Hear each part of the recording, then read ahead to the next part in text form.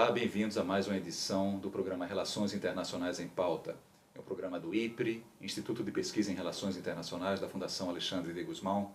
E hoje nós temos a grande alegria de receber a professora Sarah Walker, muito provavelmente a professora mais querida, mais conhecida e que mais tempo leciona no Instituto Rio Branco. Isso, muito obrigado pela sua presença. Professora, a senhora começou a lecionar no Rio Branco ainda no Rio de Janeiro, na Candelária, em 68. Depois, quando o Rio Branco se transferiu para Brasília, em 76, 77, a senhora, em 77, começou a ensinar já a primeira turma do Rio Branco, sediada em Brasília. E desde então, ininterruptamente, talvez com um pequeno intervalo, em 87, a senhora continua sendo a professora e coordenadora do programa de inglês do Instituto Rio Branco. Professora, as relações internacionais sempre tiveram um idioma dominante. Já foi o grego, já foi o latim, já foi o francês. Desde a época vitoriana e, sobretudo, desde meados do século XX, o inglês se afirma como a principal língua de negociação de documentos, de produção de documentos das relações internacionais. Então, eu queria que a senhora um pouco falasse sobre a importância do bom domínio do idioma inglês para o profissional ou estudante de relações internacionais. Sem dúvida.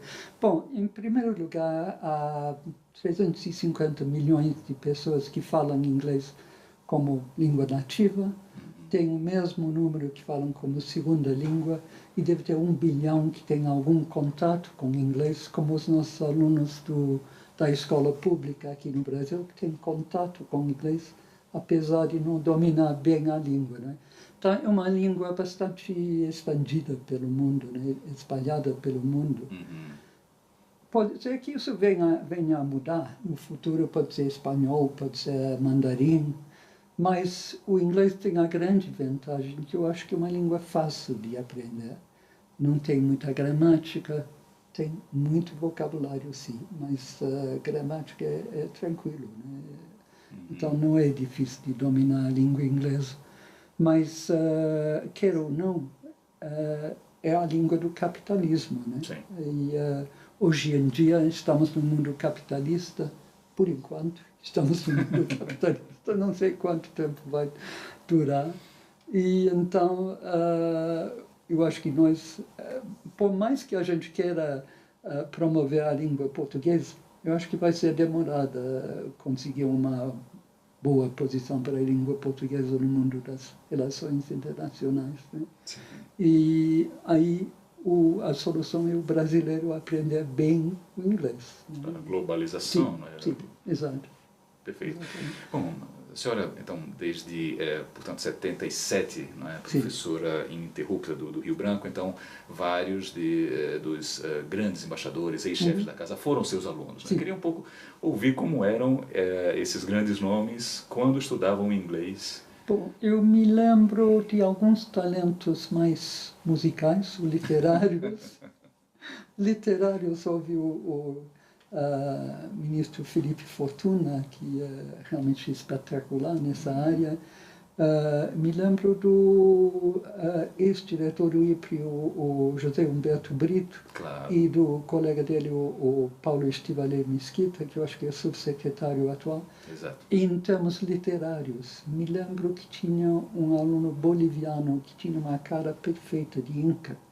E estudamos o texto de Peter Schaefer, The Royal Hunt of the Sun, que conta o encontro do Pizarro, da Espanha, com Atahualpa, no Peru. E foi muito bem sucedido a experiência.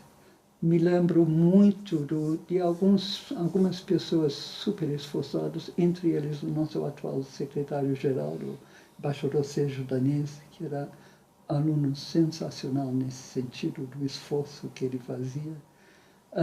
Do embaixador Everton, que era maravilhoso nesse sentido também. Principalmente nas reuniões simuladas.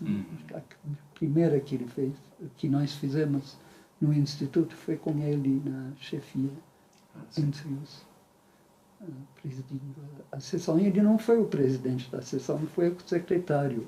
Mas o presidente foi um pouco fraco, o Everton assumiu. E foi maravilhoso. Ótimo essa história. Justamente, a senhora mencionou essas negociações simuladas, Sim, né? exato. Enfim, Exato. era realmente um método muito interessante, muito útil, e hoje já as universidades e até mesmo escolas secundárias já usam, né? American's Model, United Sim, Nations. sim. Então, que métodos normalmente a senhora usa para lecionar inglês no Rio Branco? Bom, o aluno chega no Rio Branco já com ótimo domínio de inglês, porque ele passou pela prova de ingresso no concurso, e o concurso é muito rígido. Embora não é mais matéria obrigatória, é apenas classificatória, tem que ter ótimo nível de inglês para conseguir a média. Claro. E os alunos chegam com... E engraçado, porque não tem mais prova oral, mas os alunos chegam com muito bom nível oral. Parece que acompanha o nível escrito, né? Sim. E aí nós tentamos fazer um curso bem profissionalizante, até porque houve, pelo passado, bastante antigo, mas houve reclamação que o curso era muito acadêmico. Não de inglês, mas os outros cursos. Então a gente sempre tentou visualizar o que vai precisar na cadeira, né? E eu estava dando aula ainda essa semana numa situação que aconteceu nas Olimpíadas de Londres, de mostrar a bandeira errada e da comissão ter que pedir desculpas, né? E você imagina que você está ali naquela situação, como é que você vai pedir desculpas de uma maneira agradável e light, exatamente. Light. Então a gente tenta trabalhar principalmente o lado oral, a parte de discursos, de oratória, de coletiva de imprensa, a gente trabalha bastante, porque quando a gente simula uma coletiva de imprensa, o aluno não sabe, o diplomata não sabe qual é a pergunta que vai chegar, né? Ele tem que realmente ficar bastante esperto para responder direitinho. Então é ênfase no inglês prático, né? Aplicado à profissão. Exato.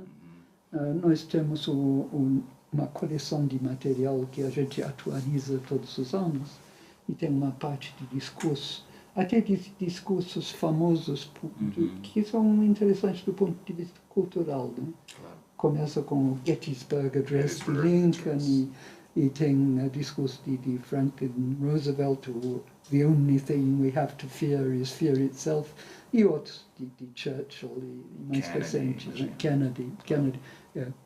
E então essa coleção a gente mantém, mas sempre tentamos colocar uma novidade todos os anos nessas partes. Tem uma parte de escrever cartas, que é sempre e e-mails, etc.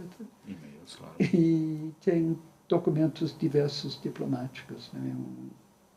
Qual é o aspecto de um tratado, qual é o aspecto de um protocolo, etc. Então, excelente, muito variado o leque, então. Professor, eu acho que foi Bernard Shaw que disse que England and America are two countries separated by a common language. Não sei se foi ele ou se foi Oscar Wilde atribuindo a ele. Então, justamente o inglês, justamente por ser a língua mais difundida, mais utilizada e com tantos sotaques diferentes, é a língua provavelmente mais maltratada também enfim, nos contatos internacionais, nos documentos, nos discursos. Então, se a senhora pudesse mencionar talvez os erros mais comuns que os non-native speakers cometem ao falar ou escrever em inglês? Bom, eu diria que eu vou até dizer que nos bons velhos tempos que o diplomata só precisava de inglês ou francês, houvemos uns erros bem engraçadinhos. Me lembro de um aluno que falava, um futuro diplomata que falou no International Monetary Bottom, o Fundo Monetário Internacional. E teve também uma referência imposto de renda, traduzido como the lace tax. Então, realmente são interessantes. Mas os erros mais comuns são dos falsos cognatos, claro. Né? Uso de compromise em vez de commitment, e morose em vez de delay. Realmente há isso seria uma área a trabalhar bastante, de evitar esses erros. E depois tem o inglês brasileiro que a gente nem repara mais. I like very much international relations, por exemplo, ordem das palavras, Sim, posição do advérbio, que muitas vezes fica errado, né? Mas a gente passa a nem notar mais. Eu acho que o essencial é se comunicar, né? Evidente. E Tá? o aluno que vem com muito medo de errar, não vai ser muito bem sucedido, né? Tem que Excelente. se aventurar. Que recomendações, como professora, a senhora daria àquele aluno, estudante, não é, que se prepara para uma carreira internacional? Bom, eu acho que é muito interessante trabalhar ao lado translation, Claro. tradução, que em algumas universidades têm curso específico profissionalizante de tradução, mas a maioria dos binational centers quase não lida com tradução e versão. E é uma área muito, muito importante para quem vai ter uma carreira internacional, né? Eu não sei se isso seria um resquício de imperialismo colonial, que o inglês era ensinado através do inglês sem admitir a segunda língua, mas para quem vai ter uma carreira internacional, isso pode chegar a ser até um impedimento para ele, né? Claro. Que não teve aula de tradução. Verdade. Então, isso seria um palpite, né? Excelente palpite. Enfim, e para concluir, gostaria muito que a senhora pudesse transmitir uma mensagem aos nossos, enfim, aos estudantes e professores que nos acompanham, de preferência em inglês mesmo. Se a senhora puder transmitir uma mensagem, um conselho.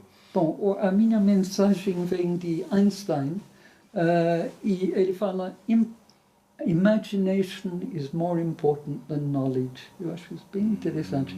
E a justificativa dele: knowledge is limited to all we know and can understand. Right. Imagination embraces all we can ever know and understand. Então, é bem mais amplo, né? Imaginação. Boundless. Excelente, excelente. Professora, muito obrigado pela alegria, pela honra de ter a senhora participando aqui do nosso programa. Muito obrigado também a você que nos acompanha. O Relações Internacionais em Pauta fica por aqui. Até a próxima. Obrigado.